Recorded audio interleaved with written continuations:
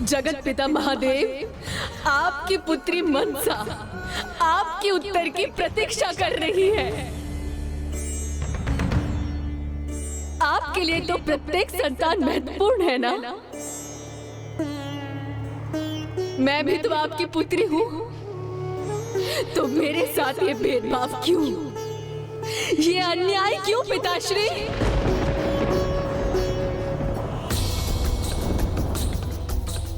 उत्तर दीजिए मुझे। क्या मैं आप दोनों की पुत्री नहीं? नहीं पुत्री, ऐसा मत कहो। पुत्री,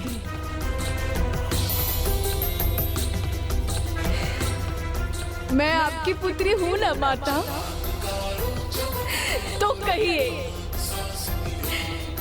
मेरे साथ ये भेदभाव क्यों? कुछ तो कहिए, उत्तर दीजिए। आप दोनों कुछ कह क्यों नहीं रहे हैं? ये तो मैं भी सोच रहा हूँ कि माता एवं पिताश्री कुछ कह क्यों नहीं रहे हैं। बहन मनसा का क्रोध शांत क्यों नहीं कर रहे हैं।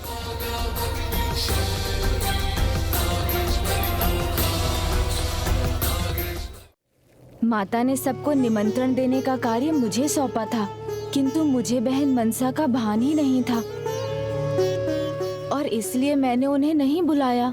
संभव है ये मेरी ही भूल है। मुझसे क्या भूल हुई? ऐसा कौन सा दोष किया है मैंने जिसके कारण मेरा ऐसा निरादर हुआ माता? दीदी मनसा, क्षमा करें। भूल आपसे नहीं, मुझसे हुई है।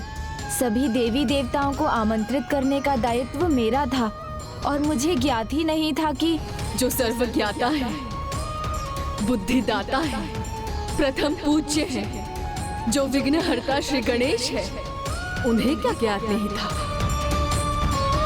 मैं भी तो सुनूं।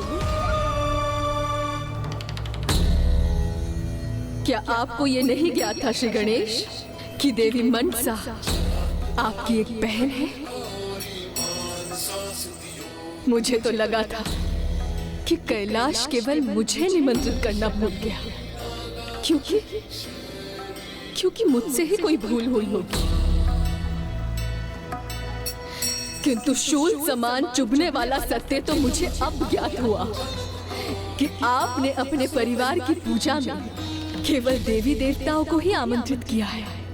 किंतु सत्य तो ये है कि मुझे देवी देवताओं की श्रेणी में रखा ही नहीं जाता है, मुझे देवी माना ही नहीं जाता है, इसलिए मुझे आमंत्रित नहीं किया गया। दीदी, आप मेरे शब्दों का उचित अर्थ नहीं समझी। नहीं गणेश, अब मैं सब समझ रही हूँ, सब जान चुकी हूँ। सभी देवी देवताओं को आमंत्रित किया गया, केवल मुझे नहीं किया गया। मेरा अर्थ वो नहीं था दीदी। अर्थ ये है कि कैलाश मुझे देवी नहीं मानता, तो निमंत्रण किस बात का? अब मैं जान गई हूँ कि यहाँ हुआ क्या है। मैं ये तो समझ गई कि मुझे यहाँ आमंत्रित क्यों नहीं किया गया, किंतु ये नहीं समझी कि कुमार कार्तिकेय, जो केवल देवता ही नहीं, देव सेनापति भी है, श्री गणेश प्रथम पूज्य, यहाँ तक कि आपकी आंशिक पुत्र मंगल भी मंगल देव है, और कल्प वृक्ष से प्राप्त अशोक सुंदरी और आपकी दूसरी पुत्री ज्योति भी देवियां हैं। तो मैं क्यों नहीं? जो स्थान उन दोनों को प्राप्त हुआ है वो मुझे क्यों नहीं? क्या कारण है पिताश्री? क्या जिस प्रकार मेरा जन्म हुआ था, क्या इसीलिए मेरे साथ ऐसा पक्षपात किया जा रहा है?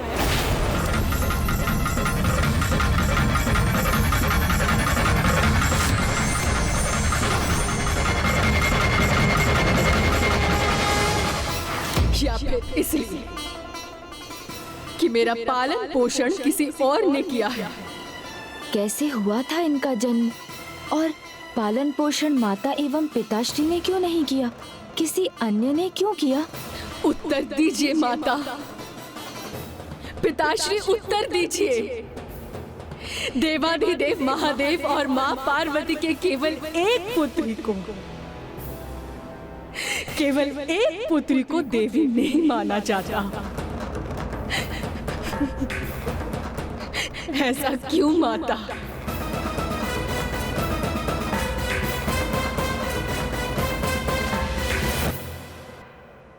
किसी का जन्म उसका देवी देवता बनना निर्धारित नहीं करता मनसा।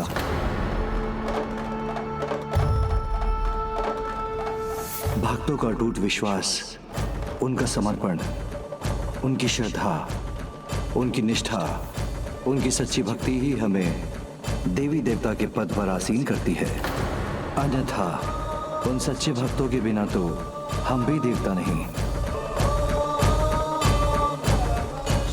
किंतु तुम मेरी पुत्री हो और पुत्री के रूप में तुमने जो अपने पिता के लिए किया वो अद्भुत है, अतुलनीय है। इसमें किसी को कोई भी संदेह नहीं।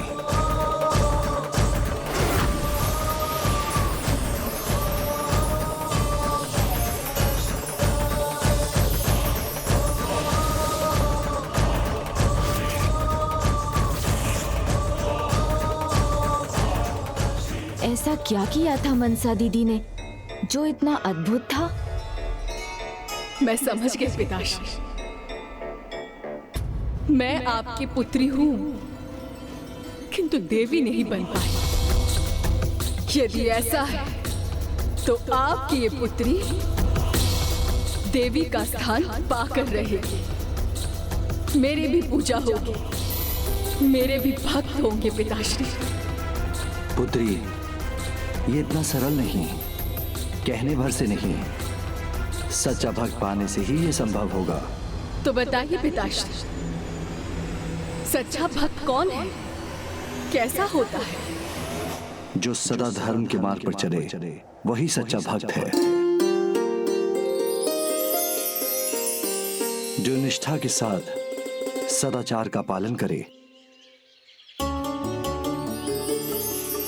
कराग्रे वसति लक्ष्मी, कर मध्ये सरस्वती, कर मूले तु गोविंदम, प्रभाते कर दर्शनम।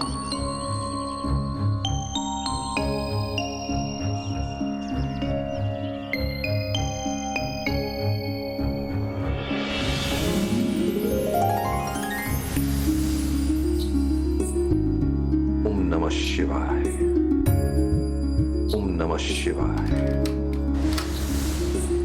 जो नियमित रूप से वेदों द्वारा निर्धारित वैदिक दिनचर्या का पालन करे, जो हर अवस्था में सदा ईश्वर के प्रभुत्व में आस्था रखे,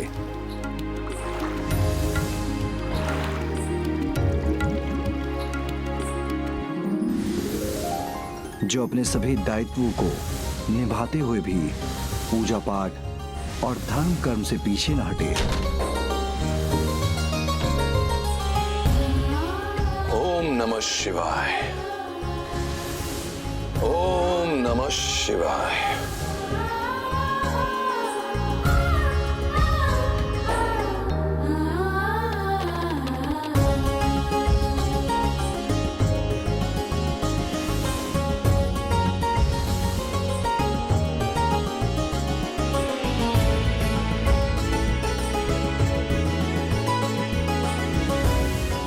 सच्चे भक्त की यही पहचान है कि वो अपने जीवन के हर क्षण में अपने कर्तव्य और अपने आराध्य की भक्ति में बिना कोई भूल किए संतुलन बनाए रखे। जैसे मेरा भक्त चंद्रधर।